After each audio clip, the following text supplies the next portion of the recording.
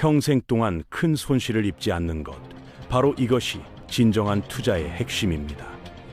그리고 두 번째로 중요한 점은 이 첫 번째 법칙을 결코 잊어서는 안 된다는 사실이죠. 본질 가치에 비해 현저히 낮은 가격으로 사들이고 한 곳에만 베팅하지 않고 여러 곳에 나눠 투자한다면 기본적으로 큰 손해를 보지 않는 틀을 만들 수 있습니다. 미국 중부의 평범한 마을에서 태어나 어마어마한 투자 왕국을 세운 한 남자의 이야기. 지금부터 그 놀라운 여정 속으로 들어가 보겠습니다. 그는 물려받은 유산도 없었고 최신 테크놀로지로 승부한 것도 아니었습니다. 오직 주식시장에서 한 걸음씩 차곡차곡 쌓아 올린 승리만으로 1,000억 달러가 넘는 자산을 일궈낸 인물이죠. 1930년 8월 마지막 날, 네브래스카주 오마하에서 그가 세상에 눈을 떴을 때 미국은 대공황 한복판이었습니다. 수백만의 사람들이 직장을 잃고 희망마저 잃어가던 그 시기에 어린 소녀는 사람들이 생계를 위해 얼마나 필사적으로 싸우는지 직접 보며 자랐습니다. 이 경험 덕분에 그는 어린 나이에도 돈의 의미와 가치를 남들보다 훨씬 일찍 깨우칠 수 있었죠. 다행스럽게도 그의 아버지는 똑똑한 사업가였습니다. 은행에서 해고당했음에도 불구하고 자신이 갖고 있던 작은 저축으로 증권과 채권을 취급하는 회사를 차려서 가족의 생계를 이어갔으니까요. 내성적이고 말수가 적었던 그 소녀는 혼자 있는 시간이 많아 특히 아버지의 서재에 꽂혀 있는 투자 관련 서적들을 읽는 것을 가장 좋아했습니다. 이곳에서 그는 투자와 사업에 대한 열정을 키워갔고 책에서 배운 지식을 실제로 써보고 싶어하는 호기심 가득한 아이로 성장했죠. 그래서 그는 지역 식료품점을 운영하는 할아버지께 다가가 음료를 공급받아 동네에 팔아도 되는지 정중히 여쭤봤습니다. 할아버지의 흔쾌한 허락을 받은 그 소녀는 겨우 6살 나이에 첫 사업을 시작했고 집마다 코카콜라를 돌리며 6팩당 5센트씩 이익을 남겼습니다. 얼마 지나지 않아 그는 껌과 잡지 같은 다른 물건들도 팔기 시작했고 1년 뒤에는 동네에서 가장 많은 용돈을 가진 아이가 되었죠. 이런 경험들을 통해 어린 그는 사업의 기본 원리와 고객을 대하는 법을 익혔고 무엇보다 돈이 어떻게 움직이는지를 깊게 이해하게 되었습니다. 11살이 되던 해 그는 모아둔 돈을 전부 꺼내서 석유와 가스 관련 기업인 CT 서비스의 주식 3주를 샀는데 당시 한 주당 가격이 38달러 25센트였습니다. 문제는 매수하고 얼마 안 있어 주가가 27달러까지 곤두박질 쳤다는 사실이죠. 어린 그는 처음으로 투자에서 오는 공포와 불안을 온몸으로 느꼈습니다. 불안했지만 그는 주식을 계속 보유했고 주가가 40달러까지 회복되자 작은 수익을 남기고 팔아치웠습니다. 수익을 낸 건 맞았지만 나중에 같은 주식이 200달러 넘게 치솟는 걸 보면서 너무 일찍 한 것에 대해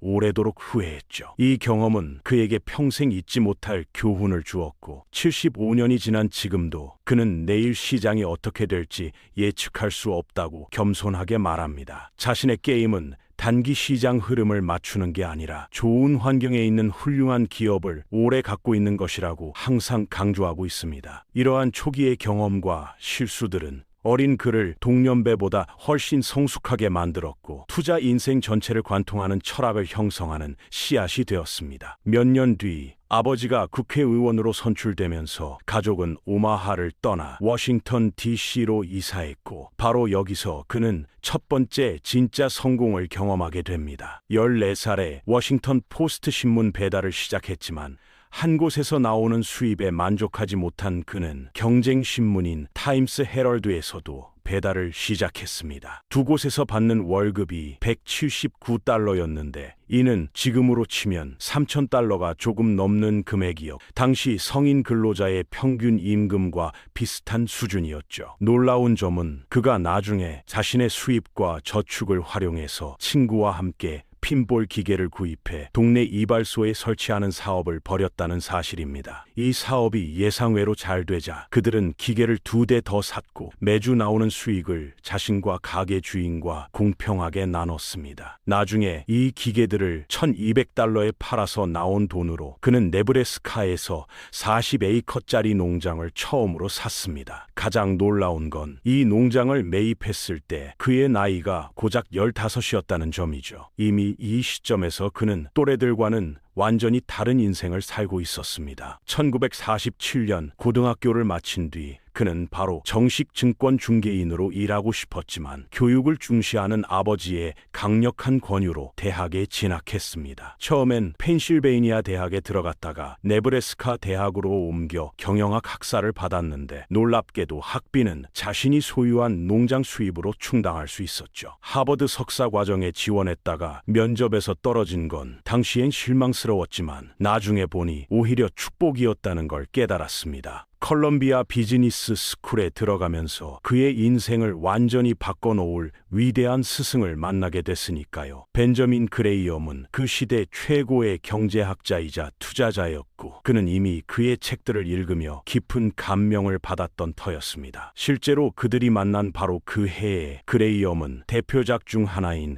현명한 투자자를 출간해 이 책은 투자 역사상 가장 영향력 있는 작품이 되었습니다. 이 책은 간단히 말해 저평가된 주식을 체계적으로 사들이고 투기가 아닌 과학적이고 일관된 접근으로 성공하는 법에 대한 단계별 실무 가이드였습니다. 그는 곧 벤저민 그레이엄의 최고 제자 중 한 명이 됐고 그에 따르면 그레이엄은 아버지 다음으로 자신에게 가장 큰 영향을 준 인물이었다고 고백합니다. 경제학 석사를 받은 뒤 그는 본격적으로 투자 커리어를 시작하고 싶었고 미국 최대 투자 회사들이 모여있는 월스트리트 근처에서 일하길 간절히 원했습니다. 하지만 경영과 투자에 대한 풍부한 이론 지식에도 불구하고 그는 여전히 극도로 내성적인 21살 청년이었고 지금의 카리스마 넘치는 억만장자와는 거리가 멀었죠. 새로운 사람들과 대화하는 걸 극도로 두려워했고 때로는 순전한 긴장과 스트레스 때문에 구토를 하기도 하는 심한 사회 공포를 겪고 있었습니다. 그럼에도 자신의 약점을 이겨내기 위해 용기를 내서 데일 카네기의 대중연설 코스에 등록했는데 이 결정은 그가 한 최고의 투자 중 하나가 됐습니다. 자신에게 투자하는 게 가장 좋은 투자라는 그의 평생 철학처럼 더 많이 배우고 성장할수록 더 많이 벌 수 있다는 걸 몸소 보여준 훌륭한 사례였습니다. 얼마 지나지 않아 스승 벤저민 그레이엄이 직접 연락해서 뉴욕에 있는 자신의 투자 회사 그레이엄 뉴먼에서 일할 기회를 제안했고 젊은 그는 기꺼이 그 귀중한 제안을 받아들였습니다. 그곳에서 그는 진짜 증권 분석의 기술을 체계적으로 익혔고 회사의 재무 보고서와 각종 지표를 근거로 기업의 진정한 내재 가치를 정확히 파악하는 법을 배웠습니다. 그레이엄과 그는 서로에 대한 깊은 존중과 신뢰를 나눴지만 시간이 지나면서 그들의 투자 철학에는 미묘하지만 중요한 차이가 있다는 걸 발견했습니다. 그는 단순한 숫자 분석을 넘어서 회사가 실제로 어떻게 운영되는지를 깊이 이해하는 데 더 관심이 있어 경영진의 역량과 비전이 투자 결정의 핵심 요소가 돼야 한다고 믿었습니다. 반면 그레이엄은 회사의 재무 수치와 정량 지표에 더 집중했고 경영진의 개인 능력이나 리더십보다는 객관적인 숫자와 데이터에 의존하는 경향이 강했죠. 궁극적으로 이런 철학 차이는 두 사람의 관계에 큰 영향을 미치지 않았고 오히려 그가 독립적인 사고를 발전시키는 데 도움이 됐습니다. 1956년 그레이엄이 65 나이로 은퇴하고 오랫동안 운영한 파트너십을 완전히 해체하기로 결정한 후 26살의 그는 이제 완전한 홀로서기를 해야 했죠. 그렇지만 젊은 그는 그레이엄 뉴먼에서 일하는 동안 자신의 개인 저축을 $9,800에서 무려 $17만 5천 달러로 늘리는 놀라운 성과를 거뒀습니다. 더 중요한 건 뉴욕의 인류 투자 회사를 실제로 운영하며 쌓은 귀중한 실무 경험과 인맥이었고 이제 그는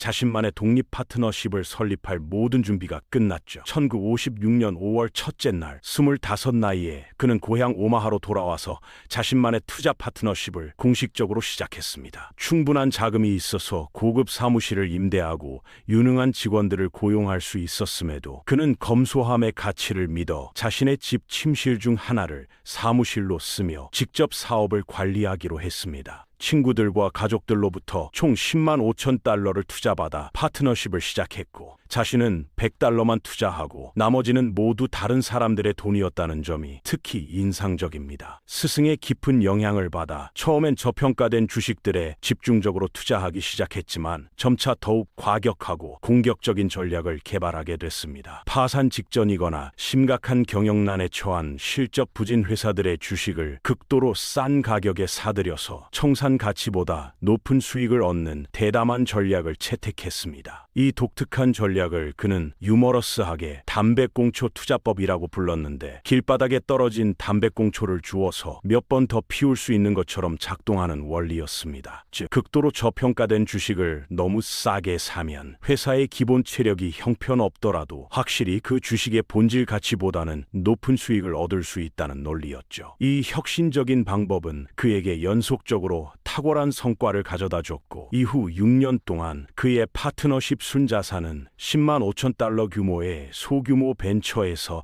720러 규모의 거대한 펀드로 급속히 성장했습니다. 포트폴리오의 규모와 수익률이 놀랍도록 커지면서 참여를 원하는 잠재 투자자들의 수도 기하급수적으로 늘었지만, 흥미롭게도 대부분은 결국 그와 파트너십을 맺지 않았습니다. 20대 후반임에도 여전히 10대 고등학생처럼 보이는 동안 얼굴과 체구를 가지고 있었고, 이런 외모 때문에 많은 잠재 투자자들이 의심의 눈초리를 보냈습니다. 게다가 5년 넘게 모든 수표 작성, 복잡한 세금 신고, 주식 매수 및 매도 등의 업무를 혼자서 처리했기 때문에 전문성에 대한 의구심을 가지는 사람들이 많았죠. 하지만 그의 능력을 믿고 투자할 만큼 용감했던 사람들은 자신들의 포트폴리오가 지속적으로 상승하는 놀라운 광경을 직접 목격할 수 있었습니다. 1956년부터 1969년까지 13년 동안 연평균 29.8%라는 경이로운 복리 수익률을 기록하며 같은 기간 시장 평균 수익률을 무려 4배나 능가하는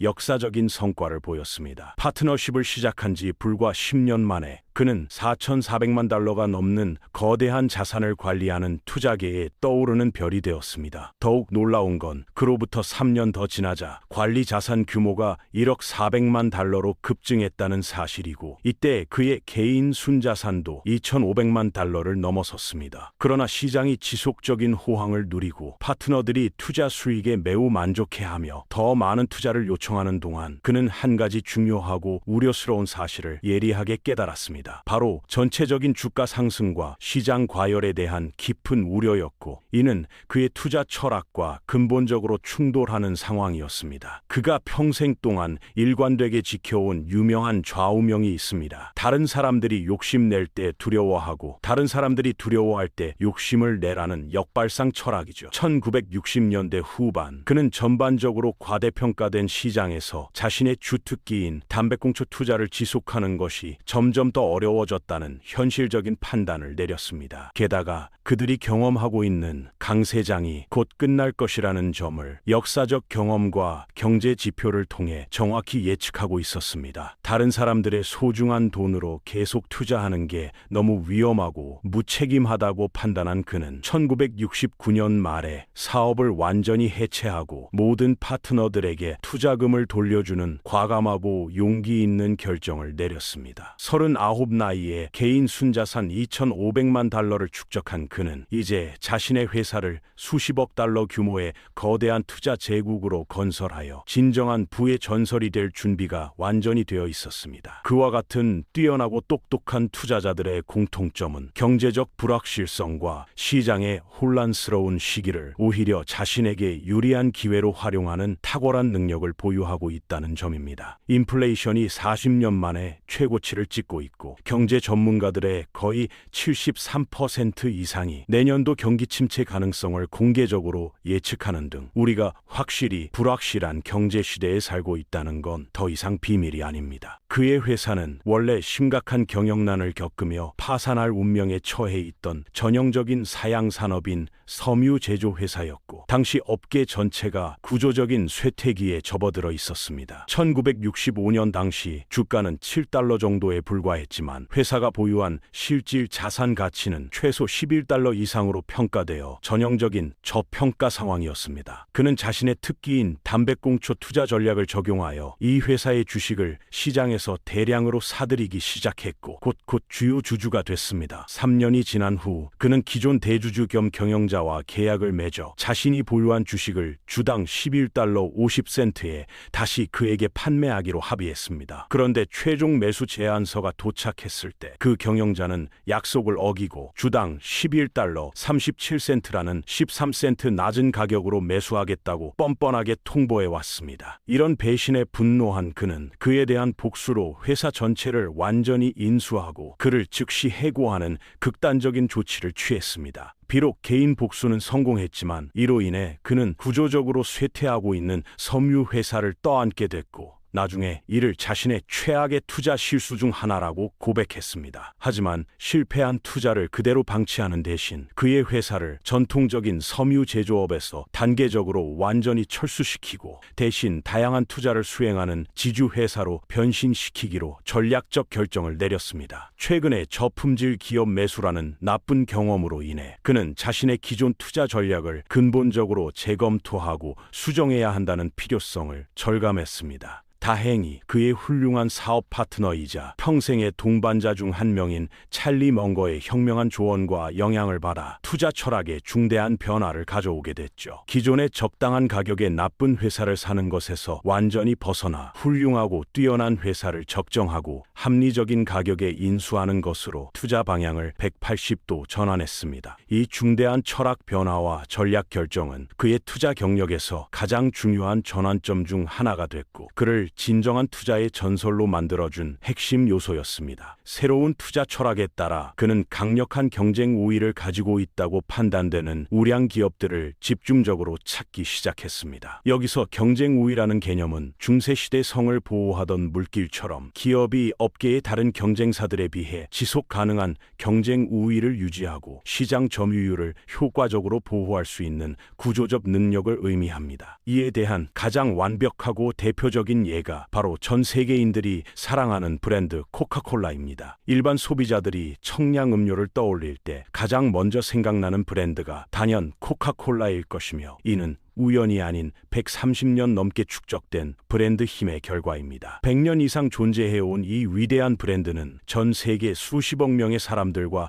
깊은 감정적 연결고리를 형성하고 있고 코카콜라가 보유한 이런 독보적인 브랜드 우위는 다른 경쟁 브랜드들이 쉽게 따라하거나 극복하기 매우 어려운 강력한 방어벽을 형성하죠. 이 혁신적이고 새로운 투자 철학을 체계적으로 적용하여 그는 자신의 회사를 통해 아메리칸 익스프레스, 워싱턴 포스트, 질레트 같은 각 업계 최고 등급 기업들의 대량 지분을 전략적으로 사들이기 시작했습니다. 그 결과 그의 회사 주가는 1965년 주당 11달러에서 1970년대 후반에는 290달러 이상으로 26배 이상 급등했고 그때까지 그의 개인 순자산은 약 2억 4천만 달러로 급증했습니다. 문제는 이 새롭고 획기적인 투자 전략의 성공은 그의 기하급수적 성장 이유의 일부에 불과했다는 사실이죠. 그가 진정한 거대 부를 축적할 수 있었던 진짜 비밀은 다른 곳에 있었습니다. 그가 진정한 부를 폭발적으로 축적할 수 있었던 핵심 비결은 바로 보험 사업이라는 특수한 비즈니스 모델에 뛰어든 것이었고 이는 그의 투자 전략에 혁신적인 변화를 가져왔습니다. 보험 회사들은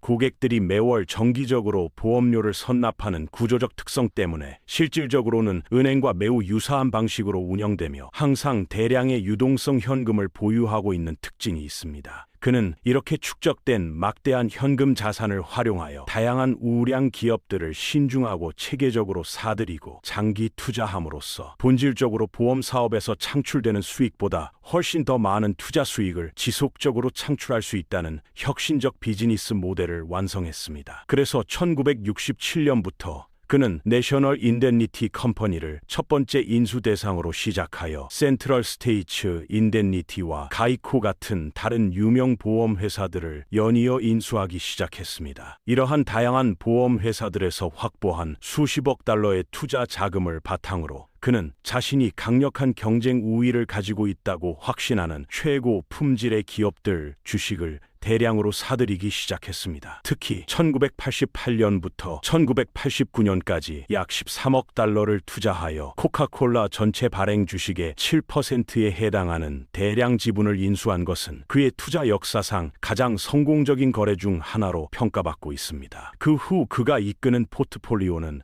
연속적으로 급등하여 1990년에는 주가가 약 7,000달러에 거래됐고 60살이 되자 개인 순자산이 역사적인 10억 달러를 돌파했습니다. 그의 회사는 그 이후에도 지속적으로 애플, 아마존, 구글 같은 현대적 기술 기업들을 포함하여 많은 최고 등급 우량 기업들의 주식을 사들이고 장기 보유하는 전략을 유지했습니다. 가장 최근에는 골드만삭스, 뱅크 오브 아메리카, 웰스파고 같은 미국의 대형 금융기관들에도 대규모 투자를 단행하여 포트폴리오의 다양성을 더욱 확대했습니다. 2008년 글로벌 금융위기가 발생했을 때까지 그는 자신의 회사를 세계에서 가장 강력하고 수익성 있으며 존경받는 투자 회사들 중 절대적인 1위로 만들어냈고 그해 지구상에서 가장 부유한 사람이라는 타이틀을 획득했습니다. 그럼에도 그의 모든 엄청난 부와 세계적인 명성 그리고 수많은 투자 업적에도 불구하고 그는 여전히 놀라울 정도로 검소하고 소탈한 일상생활을 유지하는 사람으로 남아 있습니다.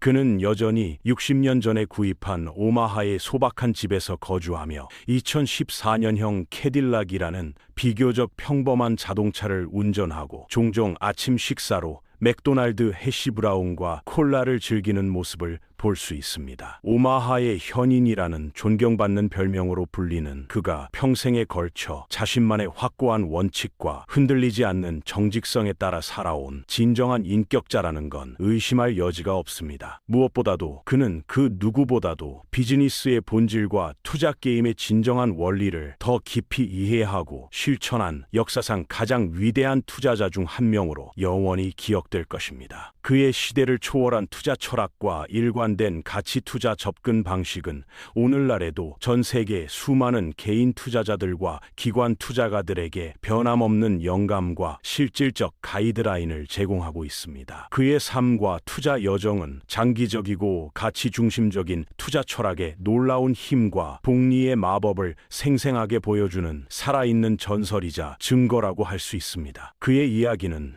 단순한 투자 성공담을 넘어서 인내와 원칙 그리고 지속적인 학습이 어떻게 한 사람의 인생을 완전히 변화시킬 수 있는지를 보여주는 감동적인 인생 교훈이기도 합니다. 앞으로도 그의 투자 원칙과 인생 철학은 수많은 사람들에게 부의 창조뿐만 아니라 올바른 삶의 방향을 제시하는 영원한 나침반 역할을 계속할 것입니다.